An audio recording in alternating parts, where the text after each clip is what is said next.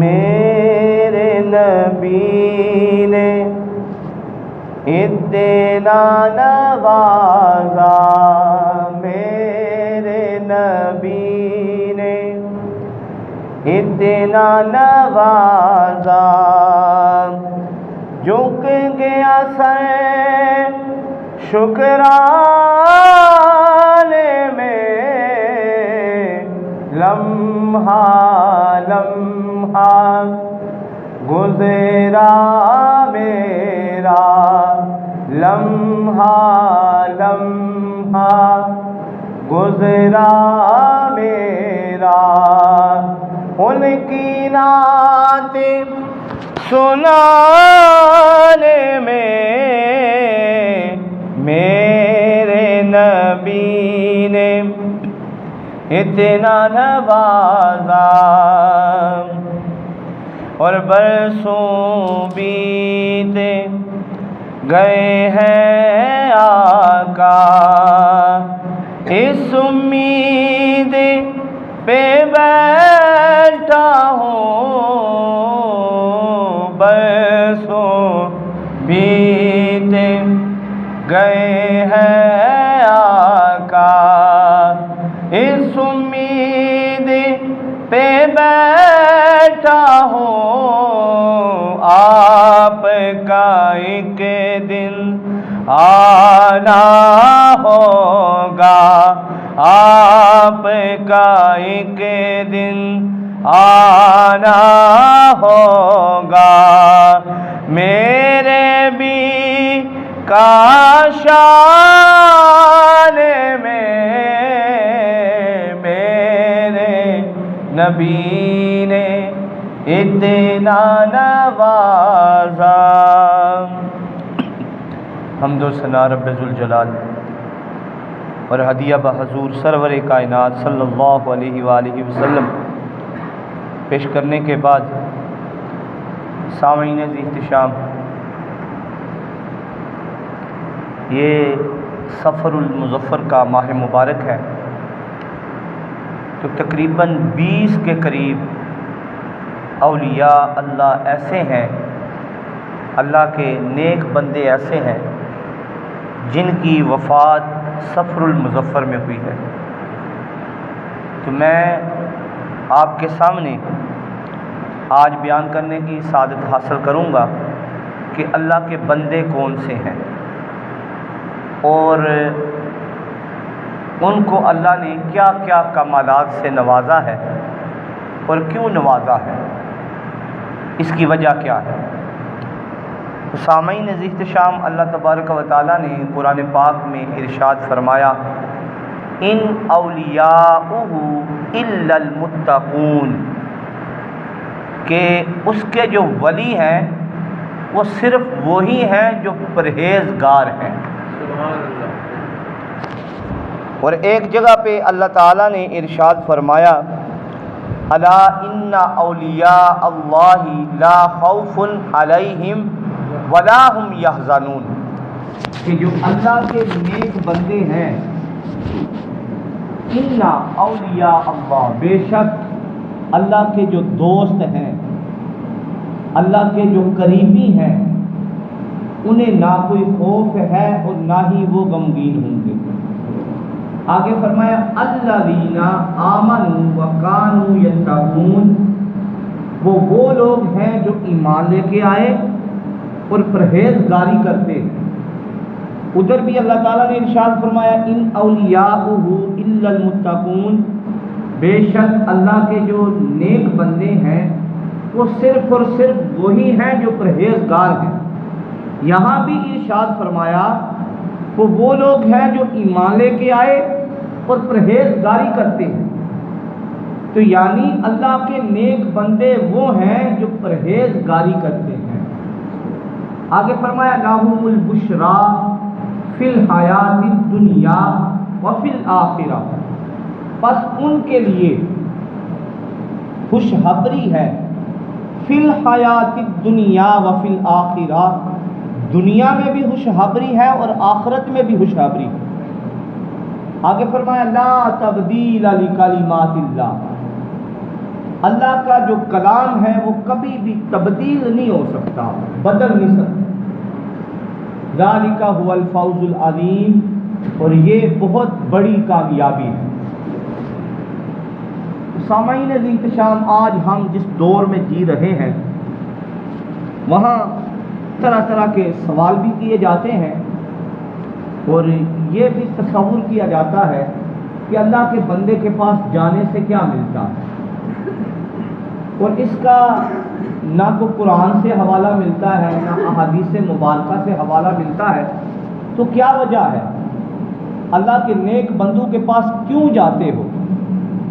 تو سامعین احتشام، خود اللہ تعالیٰ نے قرآن پاک میں ایسی شخصیات کا ذکر کیا ہے کہ ہم نے یہ تصور کیا کہ جو اللہ کے نیک بندوں کے ساتھ ہو جاتا ہے اللہ اسے بھی پار لگا دیتا ہے۔ آپ مجھے بتائیں، آپ نے حضرت مریم سلام اللہ علیہا کا نام سنا ہے؟ حضرت عیسیٰ علیہ السلام کی ماں۔ تو یہ مجھے بتائیں، اللہ نے اتنے کمالات سے نوازا تھا، حضرت مریم سلام اللہ علیہا ہیں، کیا وہ اللہ کی نبی ہیں؟ نبی تو نہیں ہے۔ کیا وہ حضور کی صحابیاں ہیں؟ صحابیہ بھی نہیں ہے۔ تو وہ کیا ہیں؟ صرف اور صرف اللہ کے نبی کی ماں ہیں۔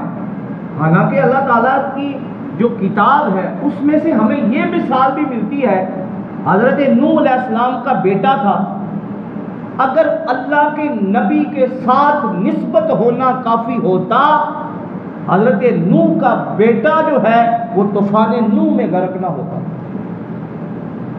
لیکن اللہ تعالیٰ نے جب پکڑ کی ہے تو حضرت نوح علیہ السلام کے بیٹے کی بھی کی ہے۔ تو ہم یہ کہتے ہیں کہ صرف اور صرف نسبت کا ہونا کافی نہیں ہے۔ حضرت مریم سلام اللہ علیہا اللہ کی نبیہ ہیں، اللہ کے نبی کی ماں ہیں، لیکن سامعین احتشام انہوں نے ایسے نیک کام کیے ہیں جن کی وجہ سے اللہ تعالیٰ نے ان کو ایک نبی کی ماں بنایا ہے۔ آپ کی حیات مبارکہ کو پڑھیں، ایک پوری سورہ مبارکہ اللہ تعالیٰ نے حضرت مریم سلام اللہ علیہا کے نام کی نازل کی ہے، تو وہ صرف اور صرف کیا تھا؟ اللہ کی نیک بندی تھی، اللہ تعالیٰ کی عبادت کرنے والی تھی، اللہ کی بارگاہ میں جھکنے والی تھی۔ تو سامعین احتشام، اگر حضور کا امتی نہ ہو، حضور کی امت سے پہلے کا کوئی بندہ اگر نیک کام کرے اللہ اسے اتنا مقام عطا فرماتا ہے، تو سامعین احتشام آپ اندازہ لگائیں، اگر اللہ کے نبی جو اللہ کے خاتم النبیین میں سے نبی ہیں، حضور علیہ الصلوۃ والسلام ہیں، اللہ کے محبوب نبی ہیں، آپ کی امت میں سے کوئی بندہ اگر نیک کام کرے گا اللہ اسے کیا کمالات نوازیں گے، اسے کتنے کمالات سے نوازیں گے۔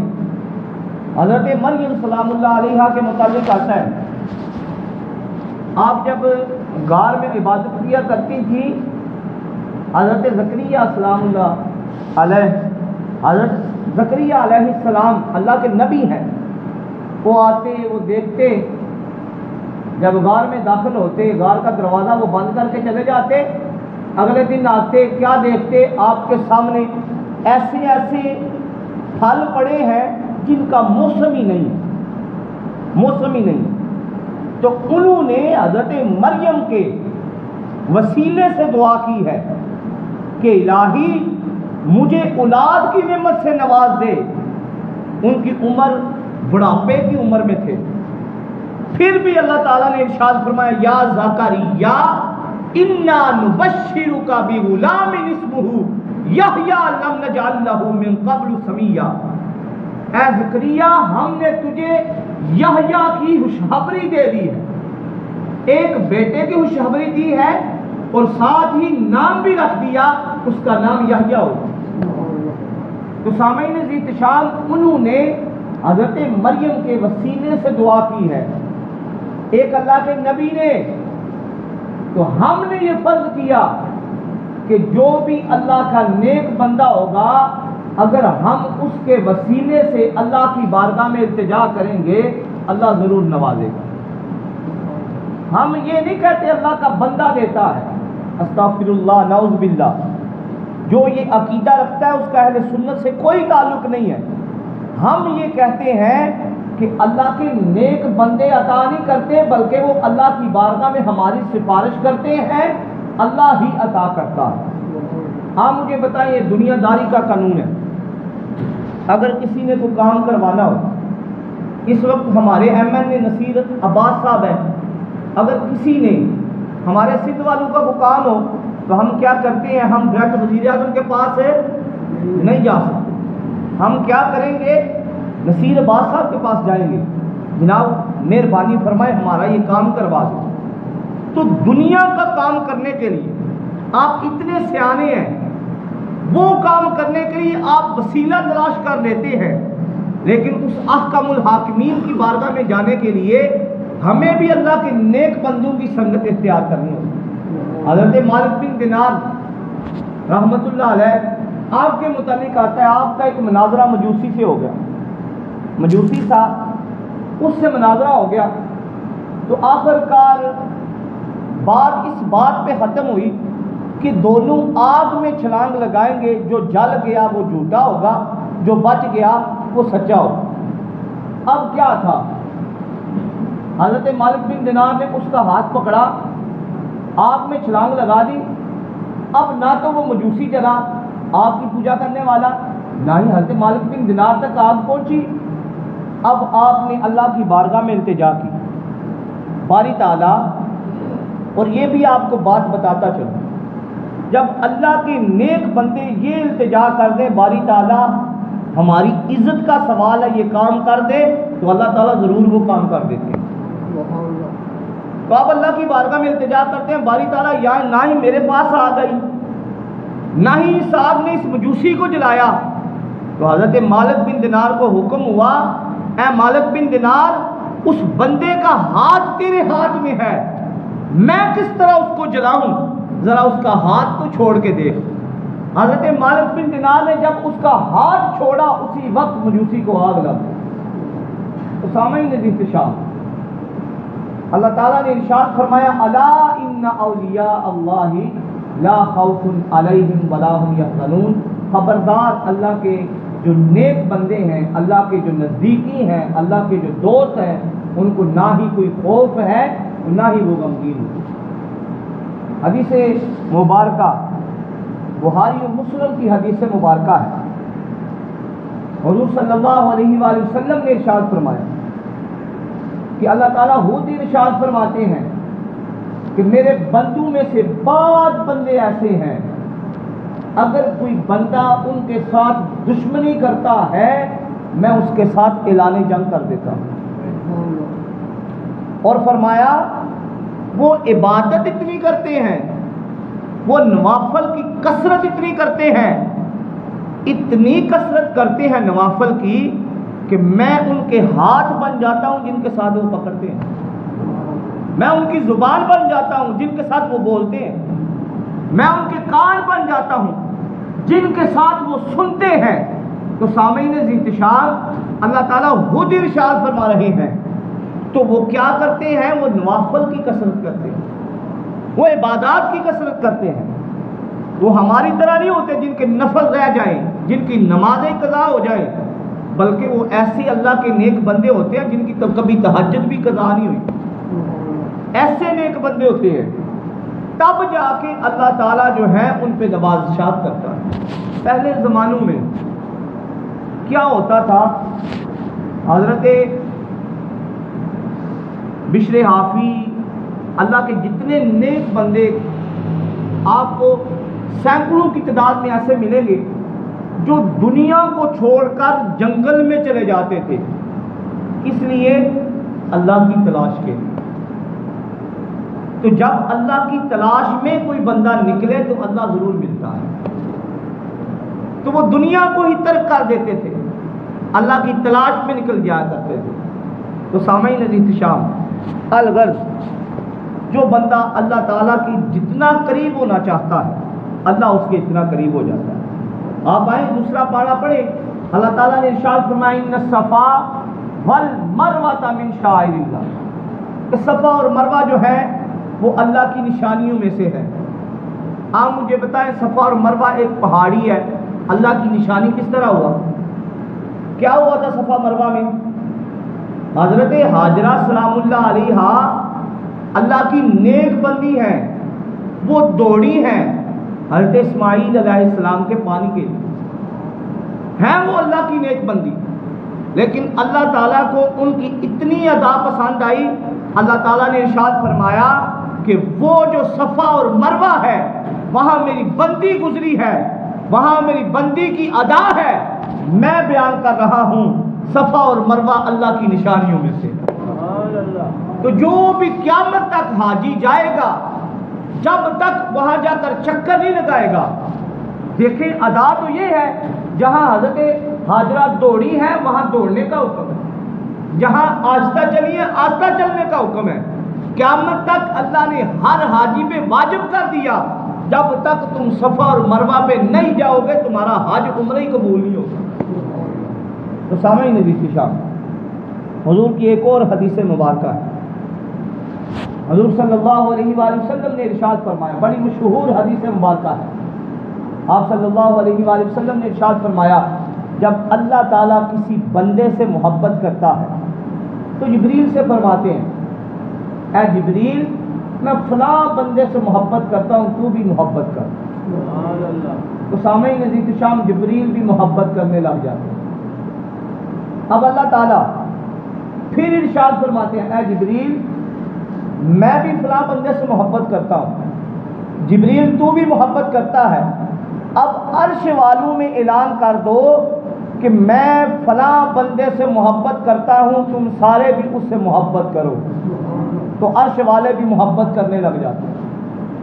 اب اللہ تعالیٰ حضرت جبریل سے فرماتے ہیں اے جبریل میں بھی فلاں بندے سے محبت کرتا ہوں، عرش والے بھی محبت کرتے ہیں، تو اے جبریل تو بھی محبت کرتا ہے، اب لوگوں کے دلوں میں اس کی محبت کو ڈال دو، تو لوگ بھی اس سے محبت کرنا شروع ہو جاتے ہیں۔ تو کون ہے یہ اللہ کے بندے؟ حضرت فاروق اعظم رضی اللہ عنہ آپ روایت کرنے والے ہیں، حضور صلی اللہ علیہ وآلہ وسلم کی حدیث مبارکہ ہیں، آپ صلی اللہ علیہ وآلہ وسلم نے ان کے فضائل کو بیان فرمایا، ان کی صفت کو بیان فرمایا ہے، اللہ کے بندے کیا کرتے ہیں، ان کی نشانی کیا ہے۔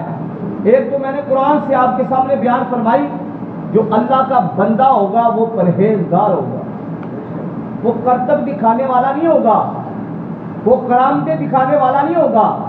یہ نہ ہو نماز کا وقت ہو پیر صاحب فرمائیں کہ میں اجرے میں جا رہا ہوں، نمازیں چھوڑنے والا جو ہوگا وہ اللہ کا بندہ نہیں ہوگا، کوئی اور ہو سکتا ہے لیکن اللہ کا بندہ نہیں ہو سکتا۔ اللہ کا جو بندہ ہوتا ہے، دو آیات کریمہ آپ کے سامنے بیان کرنے کی سعادت حاصل فرمائی ہے، اللہ نے دونوں آیات کریمہ میں یہی بیان فرمایا ہے ان اولیاءہ الا المتقون الذین آمنوا وکانوا یتقون۔ دونوں آیات کریمہ میں فرمایا اللہ کا بندہ جو ہوتا ہے وہ پرہیزگار ہوتا ہے، وہ عبادت کرنے والا ہوتا ہے، اللہ کے سامنے جھکنے والا ہوتا ہے، وہ بندوں کا خیر خواہ ہوتا ہے، نہ کہ اپنی پیری مریدی کے چکر میں ہوتا ہے، بلکہ وہ دنیا سے کنارہ کش ہوتا ہے، وہ دنیا کی پرواہ نہیں کرتا بلکہ وہ جب بھی دیکھتا ہے اللہ کی طرف دیکھتا ہے۔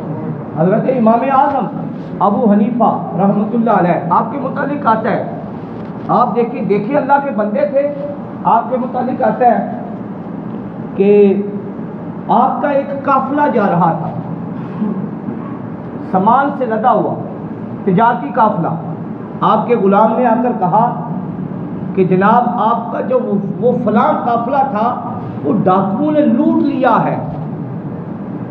آپ نے فرمایا شکر الحمدللہ، حالانکہ نقصان ہوا ہے لیکن آپ نے فرمایا شکر الحمدللہ۔ تھوڑی دیر بعد پھر خادم آیا، اس نے آ کر عرض کی جناب وہ جو خبر تھی وہ غلط تھی، آپ کا جو قافلہ ہے وہ ٹھیک ٹھاک صحیح سلامت آپ کے جو منزل تھی اس پہ پہنچ گیا ہے، اس کو بہت زیادہ منافع ہوا ہے، آپ نے فرمایا پھر شکر الحمدللہ۔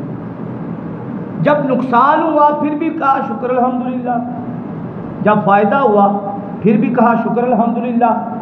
اب غلام نے عرض کی جناب مجھے آپ یہ تو بتائیں، جب میں نے نقصان کا بتایا آپ نے فرمایا شکر الحمدللہ، جب میں نے کہا کہ اس میں منافع ہو گیا پھر آپ نے کہا شکر الحمدللہ۔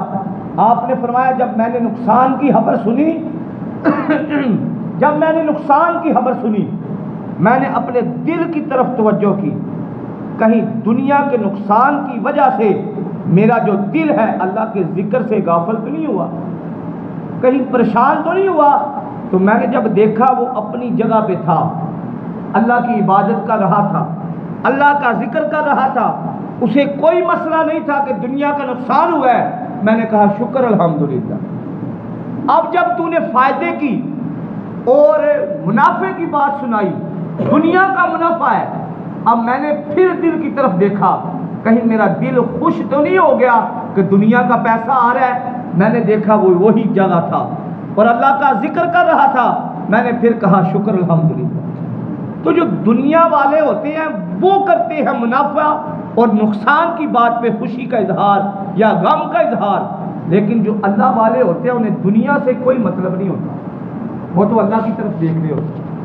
اسامہ نذیر شام حضرت فاروق اعظم نے آپ سے روایت ہے، حضور صلی اللہ علیہ وآلہ وسلم نے ارشاد فرمایا، آپ صلی اللہ علیہ وآلہ وسلم کا ارشاد گرامی، آپ نے فرمایا قیامت کے دن کچھ لوگ ایسے ہوں گے جو نور کے ممبروں پہ جلوہ فرما ہوں گے، جو جب آئیں گے تو حضور کے اصحاب اور انبیاء اور شہداء، حضور نے فرمایا سارے ان پہ رش کریں گے، وہ نور کے ممبروں پہ جلوہ فرما ہوں گے، ان کے چہرے چمک رہے ہوں گے۔ صحابہ نے عرض کی یا رسول اللہ وہ کون لوگ ہوں گے، ان کے اعمال کیا ہوں گے؟ حضور نے فرمایا وہ میری امت کے اولیاء ہوں گے، اور فرمایا ان کے اعمال یہ ہوں گے جب وہ کسی کو عطا کرتے ہوں گے تو اللہ کے لیے، کسی کو منع کرتے ہوں گے، ہاتھ روکتے ہوں گے تو اللہ کے لیے، کسی سے بغض رکھتے ہوں گے تو اللہ کے لیے، کسی سے محبت کرتے ہوں گے تو اللہ کے لیے۔ تو حضور نے فرمایا آگے یہ آیت کریمہ پڑھی، الا ان اولیاء اللہ لا خوف علیہم ولا هم یحزنون، کہ خبردار اللہ کے ولیوں کو نہ کوئی خوف ہے نہ کوئی غمگین ہوں۔ تو حضور کے صحابہ نے عرض کی یا رسول اللہ صلی اللہ علیہ وآلہ وسلم اگر ہم نے ان کی زیارت کرنی ہو تو ان کی نشانی کیا ہے؟ حضور نے فرمایا اللہ کے نیک بندے وہ ہوں گے جب ان کا چہرہ دیکھا جائے تو رب یاد آ جاتا ہے۔ اسامہ نذیر شام یہ تو ایمان کی صفات میں سے بھی ہیں۔ حضور نے فرمایا مومن کی 4 نشانیاں ہوتی ہیں۔ کتنی نشانیاں ہوتی ہیں؟ 4 نشانیاں مومن کی۔ جب وہ عطا کرتا ہے تو اللہ کے لیے، کسی سے ہاتھ کو روکتا ہے تو اللہ کے لیے، کسی کو اگر کسی سے محبت کرتا ہے تو اللہ کے لیے، اگر کسی سے بغض رکھتا ہے تو اللہ کے لیے۔ تو اللہ تعالیٰ ہم سب کو جو کچھ بیان کیا، سب سے پہلے مجھے، اس کے بعد آپ سب کو عمل کی توفیق عطا فرمائے۔ اللہ تعالیٰ ہمیں بھی اللہ کے جو نیک بندے ہیں ان کی سنگت اختیار کرنے کی، ان کے نقش قدم پہ چل کر زندگی گزارنے کی توفیق عطا فرمائے، کیونکہ ان کی سنگت اختیار کی جائے۔ حضرت شیخ سعدی فرماتے ہیں اللہ کے نیک بندے کی بارگاہ میں ایک لمحہ بیٹھنا، ایک لمحہ بیٹھنا 40,000 سال کی عبادت سے بھی یہ افضل ہے۔ فرماتے ہیں اتنی منازل، اتنے سال طے کر کے بندہ نہیں طے کر سکتا جب اللہ کے نیک بندے کی بارگاہ میں بیٹھتا ہے۔ نگاہ ولی میں وہ تاثیر دیکھی، بدلتی ہزاروں کی تقدیر دیکھی۔ وما علینا الا البلاغ المبین۔ جن احباب نے سنت ادا فرمانی ہے، سنت ادا فرمانے ساتھ ہی اپنی سبوں کو